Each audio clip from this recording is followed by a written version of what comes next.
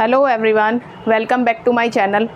आज हम chemical kinetics से रिलेटेड अपना चैप्टर स्टार्ट करने जा रहे हैं, जिसमें क्लास 12th का ये चैप्टर नंबर 4 है, जिसमें आज मैं केमिकल काइनेटिक्स के बारे में आपको जनरल इंट्रोडक्शन दूंगी। इस जनरल इंट्रोडक्शन में हम आपको बताएंगे केमिकल काइनेटिक्स क्या है, किस किस चीज़ को ये डिफ़ाइन करता है और किस तरह से कोई भी रिएक्शन प्रोसीड करती है। इसके रेट ऑफ रिएक्शन के बारे में हम आज डिटेल से पढ़ेंगे। ठीक है, जो केमिकल काइनेटिक्स है वो केमिस्ट्री की एक ऐसी ब्रांच है। केमिस्ट्री का मतलब क्या है? केमिस्ट्री का मतलब है चेंज। केमिस्ट्री बोले तो चेंज। जहाँ भी कोई चेंज अकर होता है वहाँ क्या है? केमिस्ट्री है। ठीक है, और काइनेटिक्स का मतलब होता है मूवमेंट। तो जहाँ भी मूवमेंट आ रहा है, किसी तरह का चेंज आ रहा है, किसी तरह का मूवमेंट आ रहा है किसी रिएक्शन के अंदर, तो वो हमारा क्या है? केमिकल काइनेटिक्स के अंदर वो सारी चीज़ें इन्वॉल्व होती हैं। तो केमिकल काइनेटिक्स जो है वो किस चीज़ को डिफ़ाइन करता है? केमिकल काइनेटिक्स डिफ़ाइन करता है किसी भी रिएक्शन की रेट को, यानी रिएक्शन की स्पीड से प्रोसीड कर रही है, रिएक्शन फास्ट प्रोसीड कर रही है या फिर स्लो प्रोसीड कर रही है, रिएक्शन की स्पीड से प्रोसीड कर रही है या फिर रिएक्शन जो है उसको कौन कौन से फैक्टर एल्टर करते हैं, इफ़ेक्ट करते हैं, रिएक्शन को कौन कौन से फैक्टर्स इफ़ेक्ट करते हैं, रिएक्शन किस मैकेनिज़्म से प्रोसीड करती है। वो सारे के सारे जो हमारे फैक्टर्स होते हैं, जो एक रिएक्शन के बारे में हमें बताते हैं कि रिएक्शन का रेट क्या होगा, रिएक्शन की स्पीड से प्रोसीड करेगी, रिएक्शन को कौन कौन से फैक्टर्स हैं जो इफ़ेक्ट करेंगे, रिएक्शन प्रोसीड कर रही है तो उसका मैकेनिज़्म क्या होगा। ये सारी की सारी चीज़ें किसके अंडर आती हैं? केमिकल काइनेटिक्स के। केमिकल काइनेटिक्स में हम रिएक्शंस की फिजिबिलिटी के बारे में पढ़ते हैं। फिजिबिलिटी का मतलब क्या है कि कोई भी रिएक्शन जो है उसको कैरी आउट करने के लिए कितनी एनर्जी की ज़रूरत है, कोई एक्स्ट्रा एनर्जी उसको चाहिए या नहीं चाहिए। ठीक है, रिएक्शन किस तरह से प्रोसीड करेगी, ये सारी चीज़ें आप केमिकल काइनेटिक्स के अंदर पढ़ते हैं। उसके बाद में आपके पास क्या आता है? भाई रिएक्शन प्रोसीड तो कर रही है, ठीक है। अगर रिएक्शन प्रोसीड कर रही है तो प्रोसीड करते हुए रिएक्शन का क्या होगा? रेट होगा, रेट ऑफ रिएक्शन। किसी भी रिएक्शन का जो रेट होगा वो आप किस तरह से डिटरमिन करेंगे कि रिएक्शन का रेट कैसा है। कोई भी रिएक्शन होगी, या तो वो मीन्स कि वो रिएक्शन जो होगी वो 3 टाइप्स की होंगी। एक तो वो वाली रिएक्शन जो कि स्लो रेट पे प्रोसीड करती हैं, यानी कि धीरे धीरे होने वाली रिएक्शन, जिसको हम कहते हैं वेरी स्लो रिएक्शंस। अब वेरी स्लो रिएक्शंस में कौन सी रिएक्शंस आती हैं? भाई जो बहुत धीरे धीरे होती है, जैसे कि लोहे को जंग लगना। किसी मेटल को आपने काफ़ी टाइम के लिए छोड़ दिया, ठीक है, अब उसके ऊपर एयर की रिएक्शन हो रही है, ह्यूमिडिटी की रिएक्शन हो रही है, तो बाहर वो खुले में पड़ी है। उसके बाद धीरे धीरे करके जो रिएक्शन दिनों में, महीनों में, सालों में जाके प्रोसीड करती है, उस रिएक्शन को हम कहते हैं वेरी स्लो रिएक्शन। एग्जाम्पल में आपके पास आ गया रस्टिंग ऑफ आयरन। उसके बाद में दूसरे टाइप की रिएक्शंस क्या हो गई? Very fast reaction. Very fast का मतलब जो कि सेकंड्स में होती हैं, एकदम से जो रिएक्शंस प्रोसीड करती हैं, जिनका रेट जो होता है वो बहुत ही फास्ट होता है, वो होती है वेरी फास्ट रिएक्शंस होती हैं। तो रेट ऑफ रिएक्शन उनमें क्या होता है? बहुत फास्ट होता है। ठीक है, जैसे कि सपोज करो रिएक्शन ले लिया आपने आयनिक रिएक्शंस। जो आपकी आयनिक रिएक्शंस होती हैं वो क्या होती हैं? वेरी फास्ट रिएक्शंस होती हैं। जैसे कि सिल्वर नाइट्रेट की अगर आप रिएक्शन करा रहे हैं किससे? सोडियम क्लोराइड से। सोडियम क्लोराइड के अंदर क्या है? Na positive, Cl negative ions हैं। सिंपल है, सबको पता है कि आयंस की फॉर्मेशन होती है इसमें। तो इस तरह की जो आयनिक रिएक्शन है जिसके अंदर सिल्वर क्लोराइड किससे रिएक्ट कर रहा है? सोडियम क्लोराइड किससे रिएक्ट कर रहा है? सिल्वर नाइट्रेट से।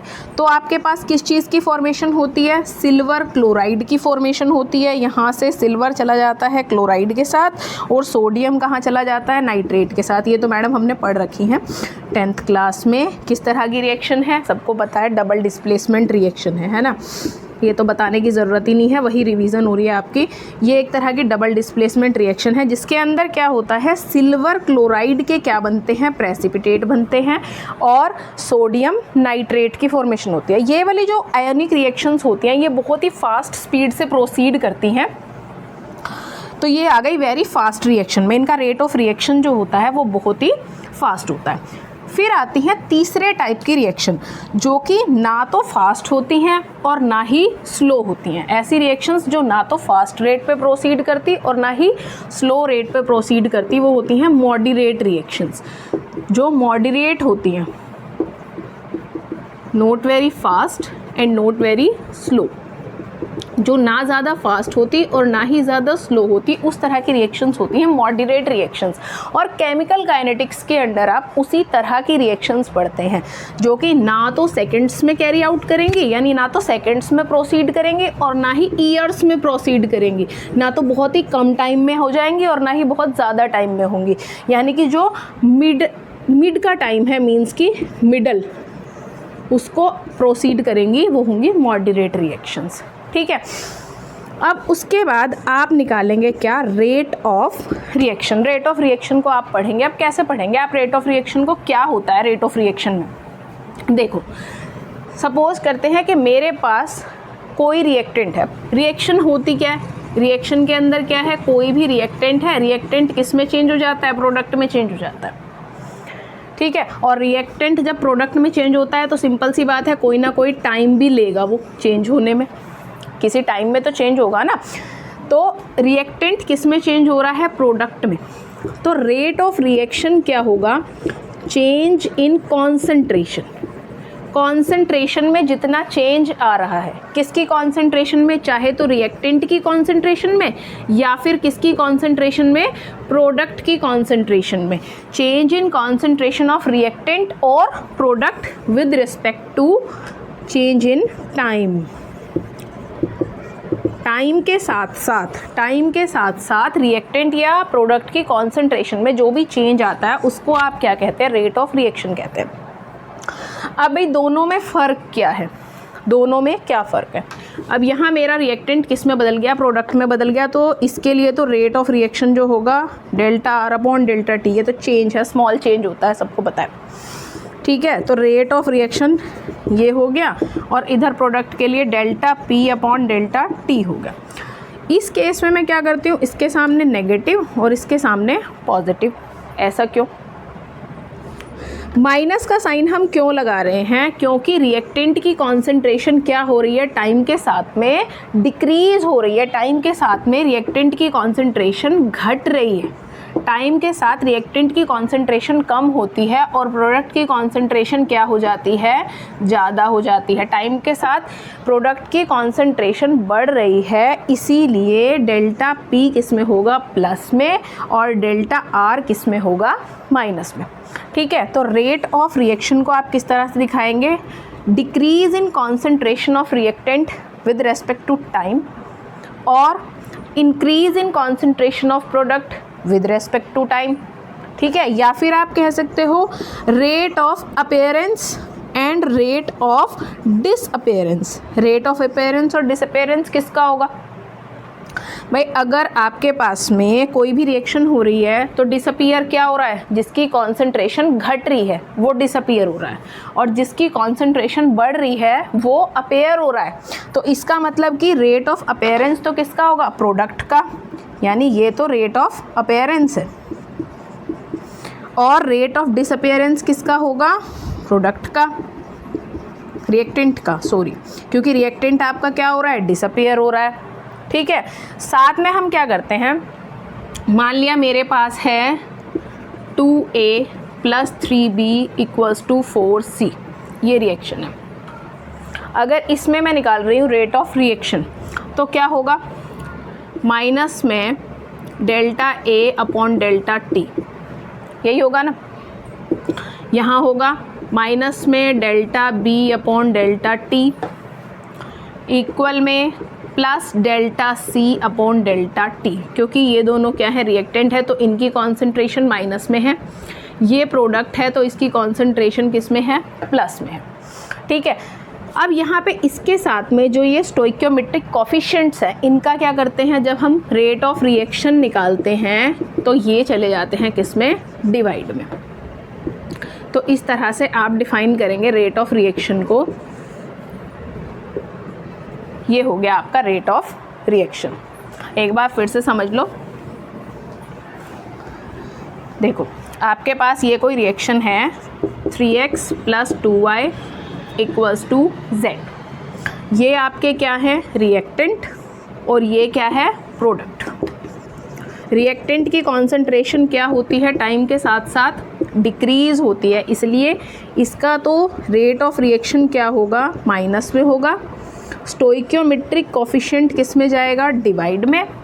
Concentration ΔX/ΔT।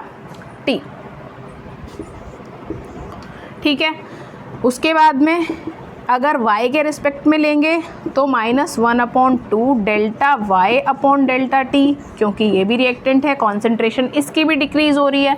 और अगर प्रोडक्ट के रिस्पेक्ट में लेंगे तो प्रोडक्ट की कॉन्सेंट्रेशन क्या हो रही है, टाइम के साथ में इंक्रीज़ हो रही है। तो इसका मतलब इसको कैसे दिखाएंगे, 1/1, और वो भी प्लस का, ΔZ/ΔT।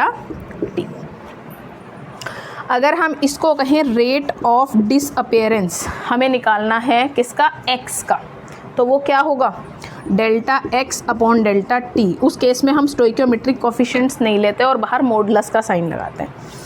अगर y के रेस्पेक्ट में लेंगे तो ΔY/ΔT।